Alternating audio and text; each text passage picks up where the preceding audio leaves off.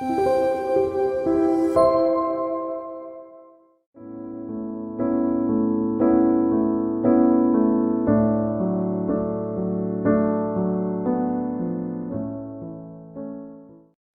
믿음의 고백을 하나님께 드림으로 말씀 앞에 나가도록 하겠습니다. 하나님, 나를 사랑하신다.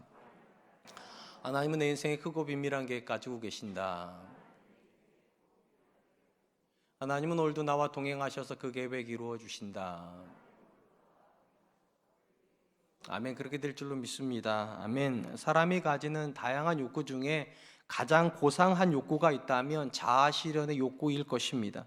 이 자아실현이라고 하는 것은 하나님께서 각 사람에게 주신 가능성을 극대화하여 자신이 원하는 삶을 구현해내는 것이라고 이해할 수 있을 것 같습니다. 우리가 사는 사회에서 사람들이 교육을 받는 목적도, 또 다양한 경험을 쌓는 목적도 궁극적으로는 자아실현을 위함이라고 이해할 수 있을 것 같습니다. 심지어 법이 존재하는 이유도 자아실현을 위해서 다른 사람을 희생시키거나 다른 사람의 자아실현을 방해하는 것을 최소화하기 위해서 존재한다고 이해해도 좋을 것 같습니다. 사람 안에 자아실현에 대한 욕구가 있다는 것은 참 감사한 겁니다. 이 욕구가 있기 때문에 문명과 기술이 발전을 하기 때문입니다. 누군가가 새처럼 하늘을 날고 싶어하는 욕구가 있었기 때문에 비행기라는 결과가 만들어졌고요. 또 누군가가 바닷속에서 물고기처럼 자유롭게 여행하고 싶어하는 욕구가 있었기 때문에 잠수함이라고 하는 놀라운 결과가 생겼고, 또 누군가는 별 너머에 세계가 있을 거라고 하는 꿈을 꾸었기 때문에 우주선이라고 하는 창조물이 만들어진 것이기 때문입니다. 그렇다면 사람 안에 존재하는 이 자아실현의 욕구는 어디서부터 출발을 했겠습니까? 성경의 대답은 하나님이라고 그렇게 기록을 합니다. 창세기에서 하나님께서 피조물을 창조하실 때 독특하게 창조하시지만 그 중에서도 가장 독특한 건 사람에 대한 창조입니다. 오직 사람만 하나님께서 그분의 형상대로 창조하셨다, 그렇게 기록하기 때문입니다. 이 하나님의 형상을 다양하게 해석이 가능하겠지만 목적으로 해석을 할 수 있습니다. 하나님을 닮아가는 존재가 되도록 그렇게 창조하셨다는 것입니다. 사실 이것이야말로 하나님께서 인류를 향해서 가지고 계셨던 인생에 대한 궁극적인 목적입니다. 하나님은 저와 여러분들이 자아를 실현하는 존재가 되도록 창조하신 것이 아니라 하나님을 닮아가는 존재가 되도록 창조하셨고, 이것이 궁극적인 자아 성취일 것입니다. 그렇다면 여러분, 왜 자아를 성취하는 존재가 아니라 하나님을 닮아가는 존재가 하나님을 닮아가는 걸 포기하게 되었습니까? 이것이 사단이 우리에게 쏘아 올린 의구심 때문입니다. 왜 우리가 하나님을 닮아가야 하는가? 얼마든지 우리가 하나님이 될 수 있는데, 바로 여기서부터 인류의 생각이 틀어지기 시작합니다. 더 이상 인류가 하나님을 닮아가서 하나님을 기쁘시게 하는 존재가 되는 것이 아니라 내가 원하는 존재가 되어서 내가 하나님처럼 살고 싶다, 이것이 우리 욕구가 되어버렸기 때문입니다. 이 욕구를 가장 잘 보여주는 것이 바벨탑을 쌓았던 사람들의 선언입니다. 우리가 우리의 이름을 내자.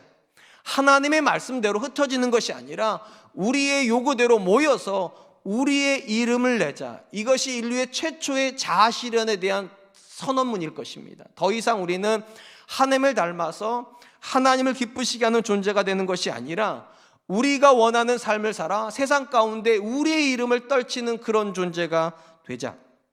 성경적 관점에서 인류의 구원은 인류의 타락으로부터 시작되어야 됩니다. 인류의 구원은 절대로 사람을 더 도덕적인 존재로 만드는 것도 아니고 심지어 그런 존재를 천국으로 데려가는 것을 목적으로 하지 않습니다. 근본적인 관점에서 하나님의 구원은 인류가 상실하고 있었던 하나님의 형상의 회복입니다. 하나님 예수 그리스도 안에서 저와 여러분들이 하나님의 형상을 회복함으로 자아 실현을 목적으로 하는 존재가 아니라 하나님을 닮아감으로 세상 가운데 하나님을 드러내는 존재가 되게 하시기 위해서 그렇게 구원을 하셨습니다. 이는 하나님께서 구원의 첫 출발점에서 아브라함을 부르셨던 모습에서 확연하게 드러나게 됩니다. 하나님이 아브라함을 부르시면서 뭐라고 말씀하십니까? 너는 나로 말미암아 자아를 성취해라, 그렇게 말씀하지 않으셨습니다. 너는 복이 될지니라. 그러니까 너가 너를 위해서 존재하지 말고 너가 그들을 위해서 존재함으로 나를 위해서 존재하는 존재가 되라는 것입니다. 아브라함에게 있어서 복이 된다는 의미는 간단했습니다. 아브라함의 삶에서 주변 사람들이 하나님을 경험하게 되는 것입니다. 그리고 그렇게 함으로 그들이 하나님께로 인도되는 것이 하나님께서 아브라함을 부르셨던 궁극적인 목적이었습니다. 그런 점에서 한 사람에 대한 세상과 하나님의 평가는 극명하게 다릅니다. 세상은 한 사람을 어떻게 평가하는가? 얼마나 그의 자아가 성취가 되어 그의 영향력이 확장되었는가? 그러니까 능력에 초점을 맞추게 됩니다. 그런데 하나님의 관심은 그 존재를 통해서 얼마나 하나님의 영향력이 확장되었는가? 쉽게 말해 은혜에 초점이 있습니다. 많은 사람들이 얼마나 그 사람을 통해서 하나님의 은혜를 경험하고 있는가? 저는 오늘 본문의 말씀을 통하여서 성도의 삶에서 하나님께서 기대하시는 것은 나의 영향력의 확장이 아니라 하나님의 영향력의 확장이라는 거, 나를 통해서 그들이 하나님을 만나는 것이 우리의 삶의 궁극적인 목적이 돼야 된다는 것에 대해서 함께 살펴보려고 합니다. 우리가 이전까지 살펴본 것처럼 요나는 하나님의 명령을 피하여 도망치다가 하나님께서 그를 세우신 현장 앞에서 선언합니다. 이 모든 것이 나 때문이라고. 그리고 그들에게, 뱃사람들에게 선언합니다. 나를 저 바다에 던지면 이 풍랑이 잔잔케 될 거라고. 그때 뱃사람들이 무고한 사람을 바다에 던지는 거에 대한 두려움이 있어서 안 해보려고 철저하게 쓰지만 그러면 그럴수록 더 큰 풍랑을 만나게 되고 이제 그들에게 남은 마지막 가능성은 요나를 바다에 던지는 것밖에 없었습니다. 이때 그들이 요나를 바다에 던지기 전에 이렇게 고백했다고 성경 기록을 합니다. 요나서 1장 14절입니다.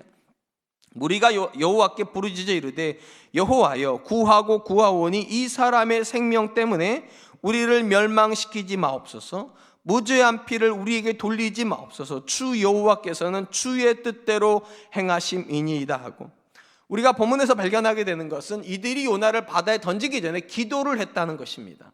사실 요나서 1장에서 이방의 뱃사람들이 기도하고 있었다는 것은 이상한 건 아닙니다. 왜냐하면 요나를 던지기 이전에도 그들은 계속 기도하고 있었기 때문입니다. 다만 차이가 있다면 이 본문에서 우리가 만나는 이들의 기도는 이전의 기도와 다르다는 겁니다. 이전에는 자기들이 믿는 이방의 신들에게 기도를 하다가 이 본문에서는 드디어 여호와여, 여호와께 이렇게 기도를 하고 있습니다. 그러니까 그들은 드디어 하나님의 이름을 부르기 시작했다는 겁니다. 심지어 그들이 하고 있는 기도의 내용도 굉장히 독특합니다. 그들이 이렇게 기도합니다. 주 여호와께서는 주의 뜻대로 행하심이니이다. 우리 성경의 번역도 굉장히 잘된 번역이지만 쉬운 성경을 인용을 하면 더 확 와닿습니다. 이렇게 되어 있어요. 주 여호와여, 이 모든 일은 여호와께서 바라시는 대로 일어난 것입니다.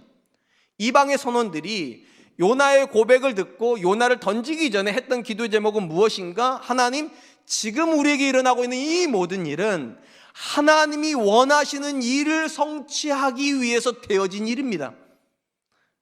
놀랍게도 그들은 하나님의 주권을 인정하기 시작합니다.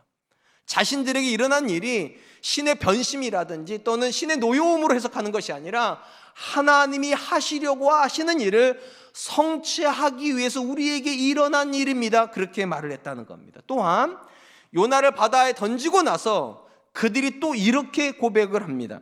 15절로 16절입니다. 요나를 들어 바다에 던짐에 바다가 뛰노는 것이 곧 그친지라 그 사람들이 여호와를 크게 두려워하여 여호와께 제사를 드리고 소원하였더라. 요나를 집어서 던지자 놀랍게도 그렇게 뛰놀던 바다와 풍랑이 잠잠게 되자 그들이 두려워했답니다. 여러분, 우리가 요나서 1장 확인하는 것은 이전에도 그들은 계속 두려워했습니다. 그런데 이전에 그들의 두려움은 풍랑 때문이었는데 본문상에서 그들이 두려워하는 것은 하나님 때문입니다. 왜냐하면 요나가 말한 것처럼 그 풍랑이 하나님의 것이었다는 걸 깨달았기 때문입니다. 그 바다를 주관하는 이들이 자기들이 믿는 그 신들이 아니라 오직 하나님이라는 사실을 깨닫자 그들은 하나님 때문에 이제 두려워하기 시작했다는 겁니다. 우린 요나서 1장 이 짧은 기록 안에서 무엇을 주목해야 되는가? 이 뱃사람들의 변화를 주목해야 됩니다. 그들은 본래 하나님을 모르는 자들이었고요, 하나님이 아닌 우상에게 기도하는 존재들이었는데 놀랍게도 이들이 여호와라는 이름을 쓰기 시작하고 하나님께 기도하기 시작하며 마지막 지점에 가니까 하나님을 두려워하는 존재가 되었습니다. 이 말은 요나가 어떤 형태로든지 긍정이든 부정이든 지금 그들의 삶에 영향을 주고 있다는 겁니다. 어떤 부분에서요? 하나님이 살아계시다. 그 하나님이 지금 이 바다의 풍랑과 파도를 주관하시는 분이라는 것을 그들에게 깨닫게 하는 역할을 하고 있었다는 것입니다. 저는 오늘 본문 말씀을 중심으로 요나의 삶에서 세 가지 모습을 살펴보려고 합니다. 결국 이 세 가지 모습이 그 배에 타고 있었던 뱃사람들로 하여금 하나님을 만나게 하는 역할을 했기 때문입니다. 첫 번째, 요나는 자신이 믿고 있는 하나님을 드러내는 것을 부인하지 않습니다. 그는 철저하게 자기가 하나님께 속하여 있는 사람이라고 밝히고 있습니다. 우리가 요나서를 첫 부분을 살펴볼 때 요나가 제비가 뽑혔을 때 이방의 선원들 앞에 서 있을 때 요나가 뭐라고 말했는지 기억하실 겁니다. 요나서 1장 9절입니다. 그가 대답하되 나는 히브리 사람이요 바다와 육지를 지으신 하늘의 하나님 여호와를 경외하는 자로다. 이방의 선원들이 요나에게 너가 무슨 일을 하였기에 이 풍랑이 우리에게 임했느냐 물어봤을 때 요나는 숨기지 않습니다. 내가 하나님을 피하여 가고 있는 여호와를 두려워하고 있는 존재다. 그가 그렇게 이야기했습니다. 요나가 만약 이 상황에서 하나님에 대한 언급을 회피했다든지 또는 자기 때문에 그런 일이 일어났다는 것을 애써 외면을 했다면 이들이 이방의 뱃사람들이 여호와라는 이름을 알 수가 없습니다. 심지어 그들이 하나님께 기도하는 일도 일어나지 않았을 것입니다. 어떻게 하여서 이 부분에서 이방의 선원들이 여호와라는 이름을 부릅니까? 어떻게 해서 그들이 여호와 하나님이 이 모든 일을 주관하신다 고백할 수 있었습니까? 근본적인 관점은 요나가 하나님을 드러내기를 무서워하지 않았기 때문입니다. 하나님을 드러내기를 감추지 않았기 때문입니다. 성경 안에서 하나님께서 성도에게 요구하시는 믿음의 요소 중에 필수적인 요소 중에 하나가 있다면 믿음은 공개적이어야 된다는 겁니다. 믿음은 반드시 공개적이어야만 합니다. 로마서 10장 10절 말씀입니다. 사람이 마음으로 믿어 의에 이르고 입으로 시인하여 구원에 이르느니라. 바울이 분명히 말합니다. 믿음의 출발점은 이 마음일지라도 믿음이 드러나는 지점은 이 마음이 아니라 입술이랍니다.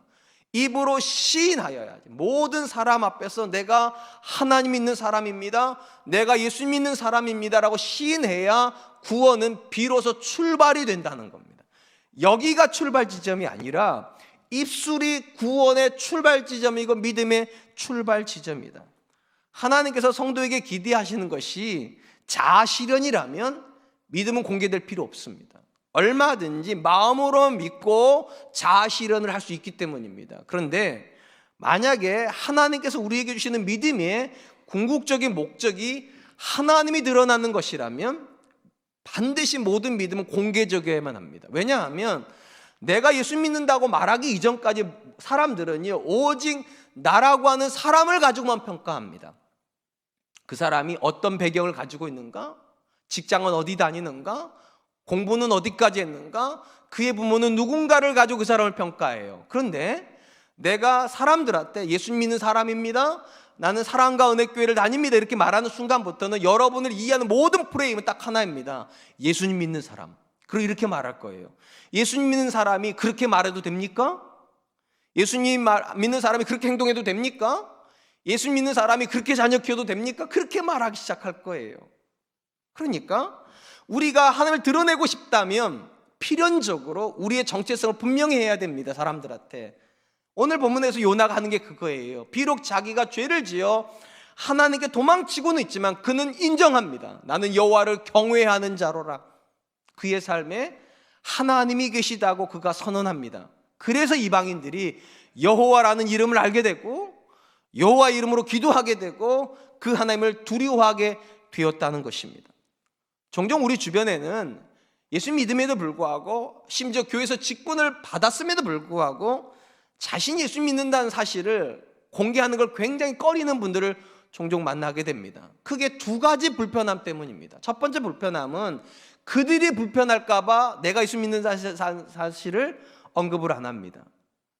이유는 간단하죠. 우리 주변에는요 교회에 대해서 긍정적인 사람보다는 부정적인 사람이 훨씬 많습니다. 그리고 부정적인 사람들은요 교회가 어떤 곳인지도 모르면서 하나님에 대해서 아는 것도 없으면서 그냥 싸잡아서 교회 욕하고 싸잡아서 믿음 욕합니다.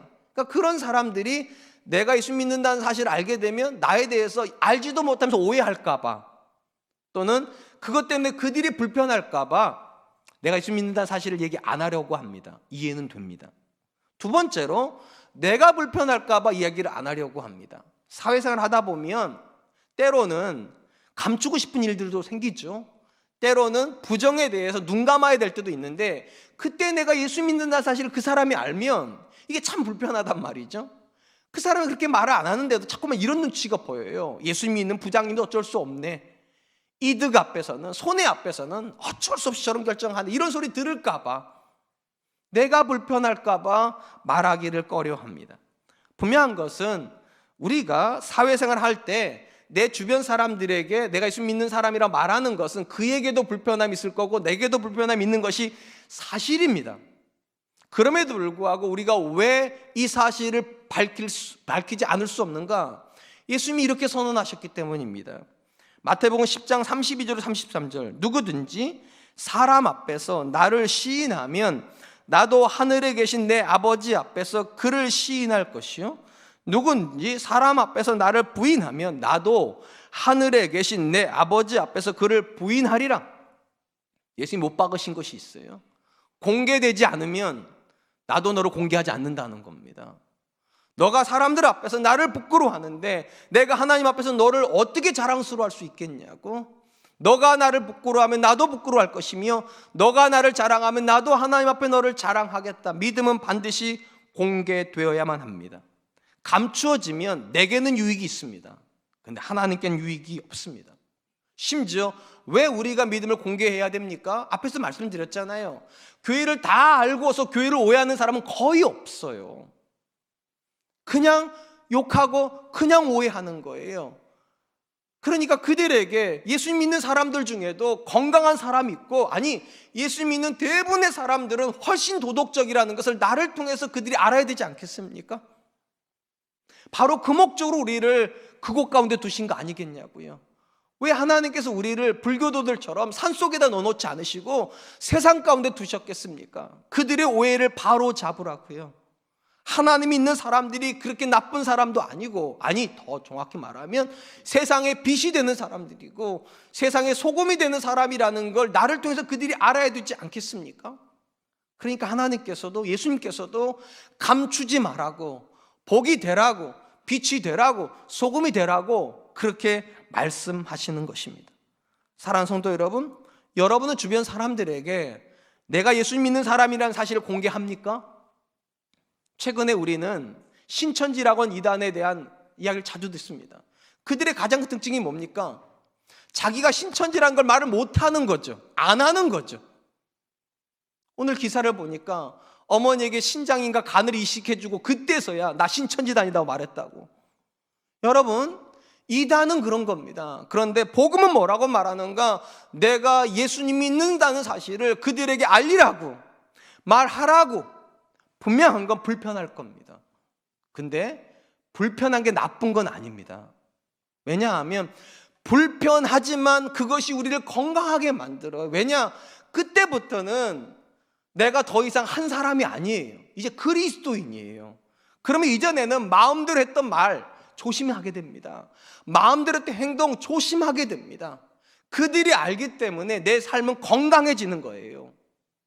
아멘. 여러분, 저는 이것이 오늘날의 크리스찬들이 져야 되는 십자가라고 믿습니다. 적어도 왜 그들이 교회에 대해서 그렇게 나쁘게 생각할까? 저는 이렇게 믿습니다. 지금까지 나 같은 크리스찬을 그들이 못 만났기 때문에, 나같이 좋은 크리스찬을 그들이 만나야지만 교회에 대한 생각이 바뀔 수 있다고 생각하셔야 돼요. 나같이 예수님 잘 믿는 부모가 있어야 내 자녀들이 예수 믿는 부모는 다르구나 하고 자기들도 좋은 부모 될 생각할 거고, 나같이 예수님 잘 믿는 배우자가 있다는 걸 그들이 알아야 내 자녀에게 배우자를 소개할 때도 예수 믿는 사람 데려오라고 그럴 거니까.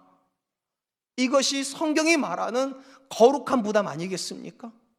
사랑하는 성도 여러분, 왜 하나님 믿는다는 사실을 말 안 하십니까? 왜 예수님 믿는다는 사실을 말 안 하십니까? 그것이 여러분 때문이라면 자아실현이 여러분의 인생의 목적입니다. 근데 우리 인생의 목적이 하나님이시라면 말씀하십시오. 난 예수 믿는 사람입니다. 그래서 그런 일 못합니다. 난 예수 믿는 사람입니다. 그래서 저는 이런 행동 안 합니다. 난 예수 믿는 사람입니다. 그래서 나는 이런 말 안 합니다. 그래야 그들이 우리 안에서 하나님 만나게 될 줄로 믿습니다. 말되어지지 않는 하나님, 고백되어지지 않는 하나님을 그들이 만나지 못합니다. 오늘 본문의 요나가 선언합니다. 나는 여호와를 경외하는 자라고. 그래서 그들이 여호와라는 이름을 만났고 여호와 이름으로 기도했고 여호와 이름으로 그들은 두려워하게 됩니다. 이런 일들이 저와 여러분들에게 일어나기를 축원드립니다. 두 번째로 본문에서 요나가 이 이방의 뱃사람들에게 끼치고 있는 긍정적인 영향이 있다면 하나님이 그의 삶에서 심판하신 분이라는 걸 드러내 주었다는 것입니다. 요나가 제비가 뽑혔을 때 얼마든지 그는 이렇게 말할 수 있어요. 아니, 바다에 풍랑이 있는 게 어제 오늘 일이냐고. 얼마든지 풍랑은 있는 거 아니냐고. 그리고 그 풍랑이 있는 건 너희 문제지 왜 나한테 책임을 전가하려고 하냐고. 니네 때문이라고 이렇게 말해도 되는데 그는 부인하지 않습니다. 하나님이 나를 때리시는 거라고, 하나님이 내 죄에 대해서 심판하시는 거라고 그거 인정을 해요. 그래서 이방인들이 안 겁니다. 하나님이 살아계시는구나, 죄를 찾아내시는 분이시구나. 그래서 그들이 아는 것입니다. 신앙의 성숙에 대해서 많은 분들이 이런저런 생각들을 합니다. 어떤 분들이 신앙의 성숙을 기도랑 연관시켜요. 그래서 신앙이 성숙해지면 기도가 더 깊어진다. 맞는 말입니다. 또 어떤 분들은 신앙의 성숙을 인격이랑 연관시킵니다. 그래서 예수님 믿어지면 사람이 점점 더 좋아진다. 맞는 말입니다. 근데 여기까지는 많이 아니에요. 신앙의 성숙에서 가장 중요한 요소 중에 하나는 죄의 문제입니다. 여기도 오해가 있습니다. 많은 분들이 신앙이 좋아지면 죄를 안 짓는다고 생각을 합니다. 틀린 말은 아닙니다. 왜냐하면 신앙이 성숙해진다는 건 브레이크가 생긴다는 거거든요. 하나님이 보시는데, 하나님이 아시는데 내가 이 죄를 지을 수 있나? 그러니까 확실히 신앙의 성숙이 되면 죄는 억제가 되는 게 맞습니다. 그러나 모든 죄가 억제되지는 않습니다. 반드시 신앙의 성숙에 해도 말실수하고요, 행동에 실수하고요, 의도적이든 의도적이지 않든 죄를 짓게 돼요. 그래서 사도 바울이 선언하잖아요. 원하는 바 선은 행하지 못하고 원하지 않는 바 악은 행하는도다. 오호라, 나는 공고한 사람이로다. 누가 나를 이 사망의 음침한 나를 건져낼까? 이게 여러분의 고백은 아닙니까? 여러분 얼굴만 보면 저만 나쁜 말 하는 것 같아요. 여러분 얼굴만 보면 저만 자식들한테 상처 주는 것 같아요. 근데 솔직해 보자고요. 여러분은 안 그렇습니까? 똑같으실 겁니다. 아무리 신앙이 성숙이 되어도 과거보다 죄는 적게 지을 수 있을 것이고 더 좋은 생각을 하려고 노력은 하겠지만 여전히 죄 앞에 서 있는 우리 현실을 만나게 됩니다. 그런 점에서 신앙의 성숙은 절대로 죄를 안 짓는 것으로 이해하면 안 됩니다. 오히려 죄를 짓고 나서의 문제입니다. 죄를 짓고 나서 어떻게 그 죄를 받아들이고 해석할 것인가. 오늘 본문에서 요나가 보여준 모습이 이것입니다. 이 죄는 나 때문이고 하나님이 이 죄에 대해서 심판하고 계시는 거라고. 그러니까 여러분, 신앙이 성숙되는 것은요, 죄에 대해서 철저하게 회개하는 것입니다. 그리고 한 발짝 더 가야 돼요. 그 죄에 대해서 하나님이 심판하신다는 사실을 인정해야 됩니다. 이게 참 우리를 불편하게 만들어요. 많은 분들은요, 내가 하나님 앞에 회개하면 됐지, 내가 이제는 앞으로 그런 일 안 하겠다고 하나님 앞에 선언하면 됐지, 내가 왜 그 죄 때문에 심판받아야 되느냐고 부정하는 분들이 계십니다. 근데 명심하십시오. 하나님 앞에 회개한다고 하여서 죄의 책임까지 하나님 없애주시지 않습니다. 죄의 흔적은 지워주십니다. 용서해 주세요. 그래서 이전에 동해에서 서가 먼 것처럼 그렇게 죄를 깨끗이 하나님 잊어주십니다. 다만 우리가 그들에게 끼쳤던 손해에 대해서만큼은 우리가 죄값을 치러야 됩니다. 그래서 죄값을 하나님께 면제시켜 주지 않습니다. 신앙의 성숙한 사람은 이걸 인정합니다. 요나가 그걸 인정하는 거예요. 나 때문에 이 풍랑이 왔다고, 하나님이 심판하고 계신다고. 우리가 다윗의 이야기를 잘 압니다. 다윗이 바세바를 범했을 때 그는 철저하게 회개합니다. 일주일 동안 눈물로 침상을 띄우고 그의 침상에 있는 모든 이불이 눈물로 다 젖을 만큼 그는 대성통곡을 하고 회개를 합니다. 하나님 용서하셨습니다. 근데 안타까운 것은 용서는 하셨지만 죄의 책임을 면제시켜 주지는 않습니다. 그래서 그의 집에서 칼이 떠나지를 않습니다. 암논이 이복 여동생이었던 다말을 성폭행합니다. 이것 때문에 다말의 오빠였던 압살롬이 이 암논을 죽입니다. 그것도 모자라서 아버지를 반역을 해서 아버지까지 죽이려고 하는 그 지점까지 서게 됩니다. 여러분, 얼마든지 다윗이 이렇게 말할 수 있지 않겠습니까? 하나님, 내가 회개하지 않았냐고, 하나님 용서하지 않으셨냐고, 근데 왜 자꾸만 나를 이렇게 괴롭게 하시냐, 이렇게 말할 것도 한데, 놀라운 것은 다윗의 기록 어디에도 심판하신 하나님 앞에 그가 원망한 거 없습니다. 오히려 그는 이렇게 말합니다. 하나님이 나를 저주하심이니라. 내가 죄를 지었기 때문에, 내가 하나님 앞에 불의한 일을 행했기 때문에 하나님이 나를 저주하심이라고. 이게 진짜 성숙인 거죠. 죄를 지었는데 아무 일 없기를 기대할 수 없지 않다는 거죠. 내가 잘못했는데 아무 일도 없을 수 없지 않냐고. 하나님이 살아계시는데. 사랑하는 성도 여러분, 요나가 본문에서 보여주고 있는 모습 중에 긍정적인 거 찾아보기 참 어려워요. 그럼에도 불구하고 그가 인정하는 게 하나가 있어요. 하나님은 죄를 찾아내시고 그 죄를 심판하신 분이라는 사실이요. 그리고 그 사실을 보고 이방의 뱃사람들이 무서워하는 거죠. 하나님이 온 땅을 두루 감찰하시는 게 맞구나. 그리고 죄에 대해서 침묵하신 분이 아니시구나. 풍랑으로 죄의 길을 막아 세우시는구나. 여러분, 내가 하나님을 두려워하지 않는데, 그 하나님의 심판 앞에서 두려워 떨고 있지 않는데, 그들이 내가 하나님을 두려워한다는 사실을 알 거라고 생각하지 마세요. 하나님의 살아계심을 알 거라고 생각하지 마세요. 여러분들이 하나님을 두려워하는 모습을 보아야 여러분의 자녀가 내 아빠의 하나님이 살아있구나 이러는 겁니다. 여러분이 하나님 앞에서 두려워 떨고 있어요. 여러분의 배우자가 나는 안 무서워하는 저 남편이 하나님은 무서워하는구나. 나는 안 무서워하는 저 아내가 하나님은 무서워하는구나. 그래야 하나님이 드러납니다. 한번 스스로에게 물어보시기 바랍니다. 여러분의 주변에 있는 사람들은 여러분들이 하나님 무서워한다는 사실을 압니까? 여러분이 말하지 않아도 그들이 그걸 느낍니까? 그럴 수 있길 축원드립니다.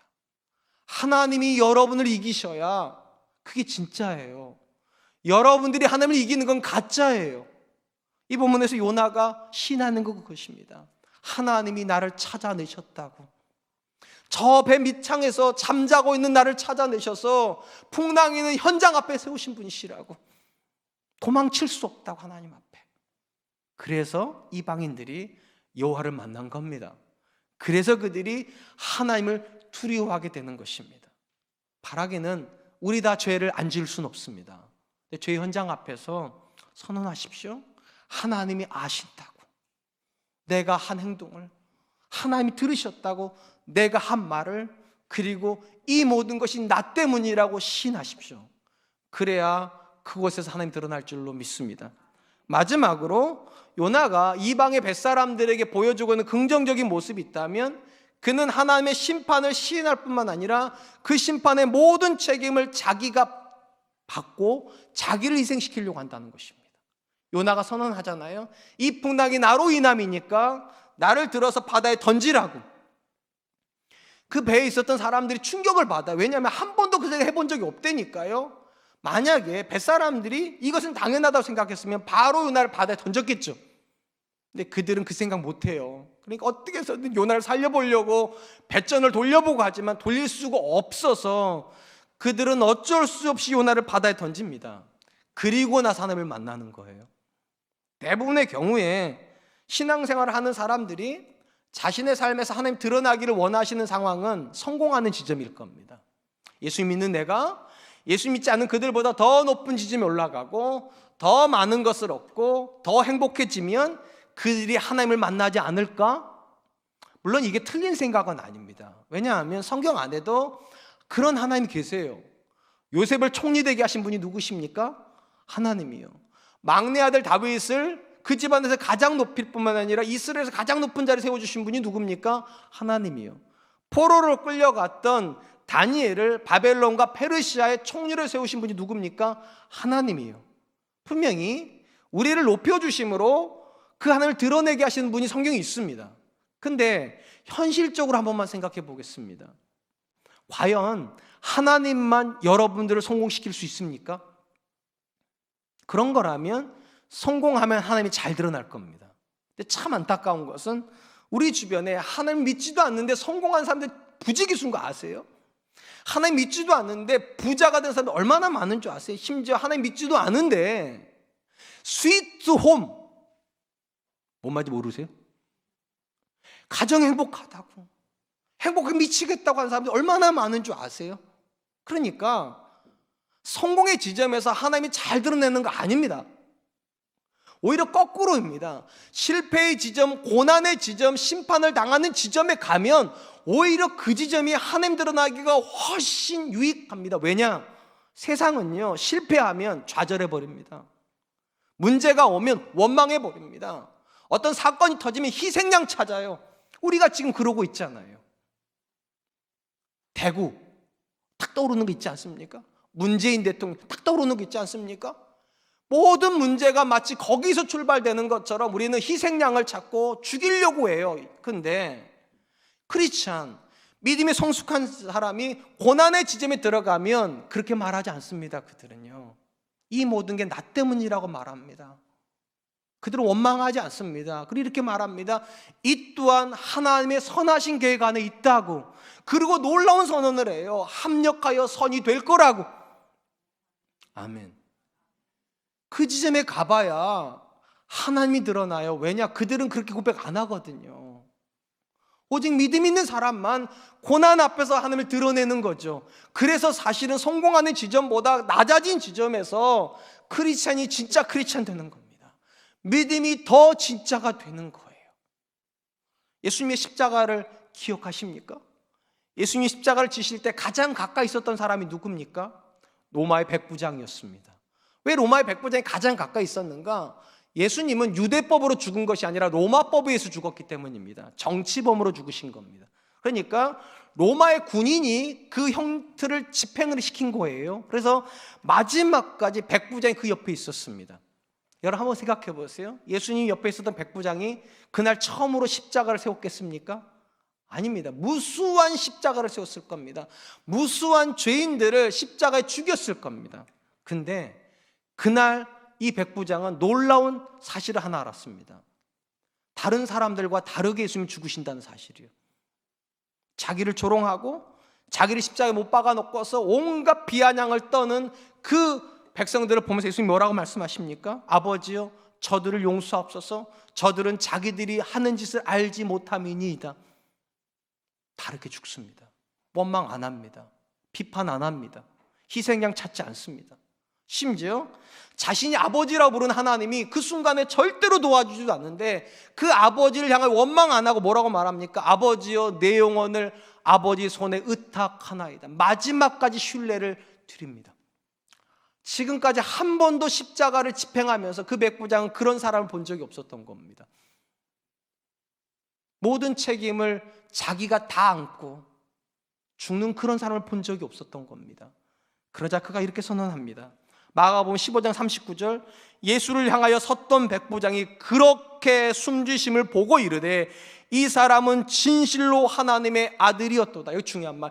그렇게 숨지신다는 게 어떻게 숨지시는 겁니까? 성공함으로 죽으신 겁니까? 아닙니다. 아무런 원망하지 않고 그 모든 죄값을 자기가 다 지고 인류를 위해서 그리고 하나님을 신뢰함으로 죽는 그 모습을 보고 저가 하나님의 아들이었다, 이방의 백부장이 선언한 것입니다. 사랑하는 성도 여러분, 요나서 1장에서 우리가 요나에게 발견할 수 있는 긍정적인 요소는 많지가 않습니다. 그럼에도 불구하고 요나가 보여주고 있는 매우 강력한 메시지가 있다면 그는 죄의 현장 앞에서 변명하지 않습니다. 책임을 져야 되는 현장에서 누군가에게 떠넘기지 않습니다. 그리고 자기가 죽어야 된다고 선언합니다. 혹시 여러분의 인생에서 가정의 문제가 일어나는 이유가 여러분의 아내 때문이라 생각하십니까? 여러분의 자녀 때문이라 생각하십니까? 절대로 근거가 없는 건 아닐 겁니다. 분명히 그들에게도 문제가 있을 거니까. 근데 정말로 여러분의 삶에서 하나님 드러나기를 원하신다면 그들의 이름을 호명하지 마십시오. 당신 때문이라고 말하지 마세요. 너 때문이라고 말하지 마세요. 나 때문이라고 말하시고 여러분이 십자가를 지십시오. 그리고 선언하십시오. 하나님께서 이 모든 걸 통해서 합력과 선을 이루어 주실 거라고. 그 지점에서 하나님이 드러납니다. 성공하실 수 있으면 하십시오. 그 지점에서 하나님이 드러날 수 있습니다. 그러나 그거보다 더 강력한 메시지는 누군가가 책임을 져야 될 때, 그때 여러분들이 그 자리에 설 때, 그때 더 강력한 메시지가 선언될 줄로 믿습니다. 이제 말씀을 맺으려고 합니다. 이 땅을 살아가는 모든 사람들 안에 다 소원이 있습니다. 교회 바깥에서 예수 믿지 않는 사람들이 가지는 대부분의 소원은 딱 한 가지입니다. 어떻게 하면 내 꿈이 이루어질까? 자아실현이요. 그런데 적어도 우리가 그리스도 안으로 들어왔다면 우리의 소원은 더 이상 자아실현일 수 없습니다. 왜냐? 하나님이 우리를 그분의 형상대로 창조하셨기 때문입니다. 하나님이 드러나시기를 원하세요. 그리고 저와 여러분들에게 믿음이 들어왔다면 믿음은 절대로 자아실현을 목적으로 하면 안 됩니다. 하나님, 내 삶에서 하나님 드러나게 해주십시오. 이 목적이 여러분의 것이라면 첫 번째, 하나님을 시인하십시오. 두 번째, 하나님이 심판하신다는 사실을 인정하십시오. 세 번째, 하나님 앞에서 심판의 책임을 다른 사람에게 떠넘기려고 하지 마시고 내가 지려고 하십시오. 그 지점에서 하나님이 드러나실 줄로 믿습니다. 이번 한 주간 나를 드러내는 한 주간이 아니라 하나님 드러나시기를 열망하는 한 주간 되시기를 주님의 이름으로 축원드리겠습니다. 이 시간에 우리 묵상으로 잠깐만 기도했으면 좋겠습니다. 하나님, 지금까지 내가 살았던 삶이 혹시라도 자아실현을 위해서 살았던 삶이라면 이제는 그 삶을 내려놓게 해주시고 하나님 드러나게 해주십시오. 그리고 이를 위해서 내 입을 벌려서 하나님 인정하게 해주시고 하나님이 심판하신 분이라는 것을 하나님이 선언하게 해주시고 또 그 모든 심판의 책임을 내가 지기로 작정하는 그런 사람 되게 해주십시오. 우리 잠시만 같이 기도하도록 하겠습니다. 기도하겠습니다.